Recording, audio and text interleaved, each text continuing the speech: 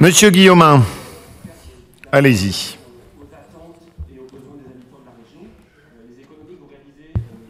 Pour qui chercherait un dictionnaire des superlatifs, il n'y aurait qu'à condenser les déclarations tonitruantes vantant votre gestion. Le projet de budget primitif 2024 n'échappe pas à la règle. Un investissement historique, des records battus en milliards annoncés, ça vient d'être dit. Plus vite, plus haut, plus fort, la perspective des JO de 2030 vous donne des ailes. Revenons sur Terre. Les milliards annoncés portent sur des années et ramenés aux annuités, ils n'apportent pas d'évolution notoire.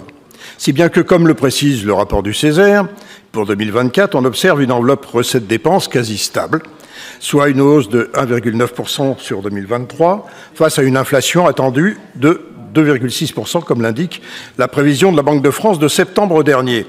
Soit, j'essaye de comprendre les chiffres, une baisse prévisible ou qui peut arriver des capacités d'action de la région. De plus, il existe un risque d'altération des recettes, sachant leur dépendance croissante à la seule TVA, elle-même soumise à la bonne tenue de la consommation. Vous mettez en avant une gestion exemplaire face à l'État, à vos yeux déficient et contraint du fait de son endettement. Mais vous partagez les mêmes doctrines.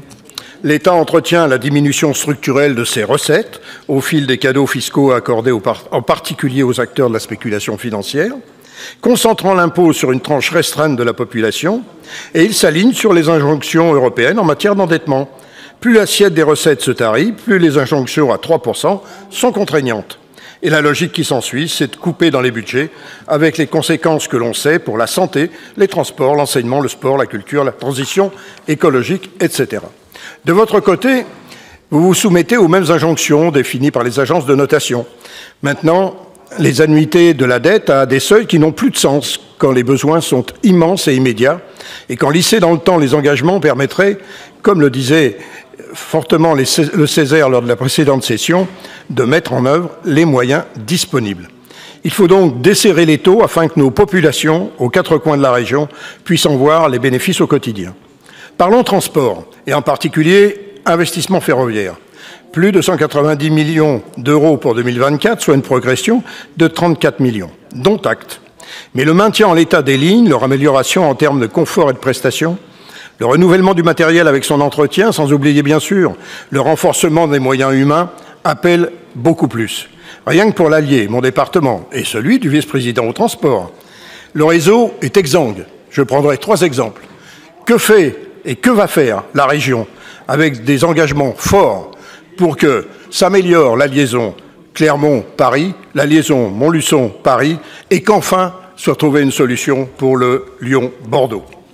Les milliards annoncés et ramenés à chaque année budgétaire sont insuffisants. Votre soutien à l'ouverture à la concurrence va accélérer encore les difficultés. Et pour ce qui est des transports interurbains, la hausse de 2,2%, en particulier pour l'exploitation de la mobilité scolaire par autocar, ne donne pas de moyens supplémentaires, car effacés par l'inflation. Concernant les lycées, votre projet de budget fait apparaître une baisse de 40 millions d'euros pour le fonctionnement, alors que les établissements sont déjà en difficulté pour honorer leurs factures. Devront-ils pratiquer des coupes rases dans les actions d'éducation et de formation des élèves? Sur le bâti, la mission lycée, initiée par les groupes de gauche de notre Assemblée, a démontré l'ampleur des besoins. Le rapport et les données brutes restituées en toute transparence pour l'examen objectif de tous, dont le vôtre, montrent que beaucoup reste à faire pour assurer les conditions normales aux élèves, aux enseignants et au personnel. Cela mérite désormais un travail sérieux, certes en priorisant les interventions, mais avec des moyens globaux accrus et dans une concertation respectueuse de tous les acteurs. Ce recul budgétaire aura aussi des conséquences négatives pour les personnels, les services déjà meurtris par les externalisations. Enfin, des déséquilibres criants sont à déplorer et ne sont pas justifiables. Celui qui révèle, et ce n'est pas nouveau, un appui inégalitaire en faveur des établissements privés.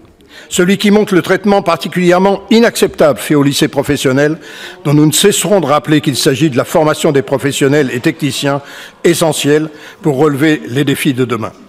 Sur ces 2 grands chapitres, mais aussi en matière sociale, économique et sur le tourisme, etc., nous soumettrons des amendements alternatifs à votre budget en émettant l'espoir qu'il puisse, avec d'autres, être examiné de façon équilibrée.